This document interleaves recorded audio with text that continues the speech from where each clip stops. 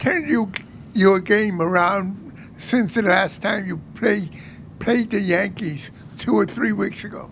I felt a little off mechanically the last time I faced the Yankees. I'm not chalking that up to anything. I still got to go out there and compete and, execute my pitches. And I just felt like the last time I faced them, I didn't have the curveball or the splitter, and both of those pitches played, big into my game. And tonight I was able to establish the fastball inside, get them active in there, and then I was able to, use the curveball the second time around, the pauses, quick pitches, things like that, and, kind of use the splitter earlier in the counts to get them active as well. Sean, right up front, Nate. Nate, I think you faced them in every series that you guys had with them, and tonight is the 7th appearance. What challenges does that bring to a starting pitcher when a lineup has seen you so often and you've seen them? I feel like most of the time it's those back-to-back series. I think we did that once right after the All-Star break, where we went back-to-back. I think those are the most challenging times. But as long as there's like a little 2-week, 3-week gap in there, I think it kind of changes everything. But again, a lineup like that, you got to try to prevent the ball from leaving the ballpark and try to get quick outs and, again, attack the zone. And I feel like if you can attack the zone, it's going to make your job a little bit easier out there. But, at the same time, you got to be locked in, ready to go with a lineup like that. Stay right there with Buck. In the first inning, Alex said the ball that Stanton hit was off the end of the bat, and he didn't think it was going out. What were your thoughts? I felt like I left the slider up a little bit, and with him and his power, there's really no telling if the ball is going to be gone or not. When I'm out there, I felt like it was initially off the end of the bat, but with the short porch over there to the left and the height that it had, I thought it was gone initially. And it hit off the wall, and we were able to keep him to a single, and I thought that was huge for us. Thank you. Mm-hmm. The left center aisle. Nathan, just what were your thoughts on the atmosphere tonight and with the crowd being as hot as it was today? Crowd was unbelievable.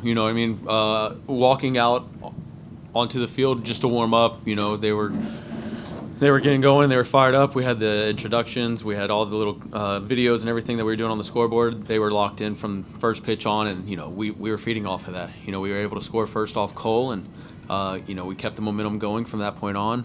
We had good quality at bats. Bogey was able to get us on the board in the first inning. And, for me, it's like once we get the lead, I got to try to do my job and get the guys back in the dugout as fast as possible, try not to let him have a chance to recover. And we were able to do that tonight. But the crowd, we were feeding off them big time. The energy was definitely there. Second row on your right. Nate, are there things that you took from that last outing against the Yankees where you struggled, that you saw that the way they attacked you and kind of work that back into the way you approach them tonight? Yeah, I felt like they were definitely jumping on my fastball, especially early in the counts, and I was kind of staying away with the fastball at that point, and they were able to drive the ball, and then when I did have the time to throw the off speeds, they were able to jump on those as well. And tonight I wanted to make sure to establish the fastball inside, and the second time through I was able to kind of stay away from them, but also keep them honest inside, and I think that game plan worked out well for us tonight. Stay there with Pete, then Jen. Nate, everybody talks about how well you pitched in Game 3 of the World Series, but you did lose that game. How much better does it feel to pitch another great game but win the game? It's definitely a lot better feeling to be on the winning side of it. Game 3 obviously was, a very special moment, and at the time, it was frustrating for me because we lost, and I felt like I let the team down. But, looking back at it, a lot of positive things came from it. I was able to learn a lot from the whole 18 experience. Coming in tonight, I felt like I was able to cherish the moment a little bit better, and kind of just go out there and compete and have fun. Third row on your left, Jen. Nate, yeah, you've pitched for Alex for a while now and kind of know how he operates, but still, when you're going as well as you are tonight, and he kind of comes out there, how hard is it to kind of just accept that the ball's coming out of your hand at that point? Yeah, it's definitely frustrating, but obviously I understand the situation and everything. Third time through the lineup, it's tough. The batters, they're seeing you for that third time. They have a better understanding of what you're going to do, a better idea of how you're going to attack them.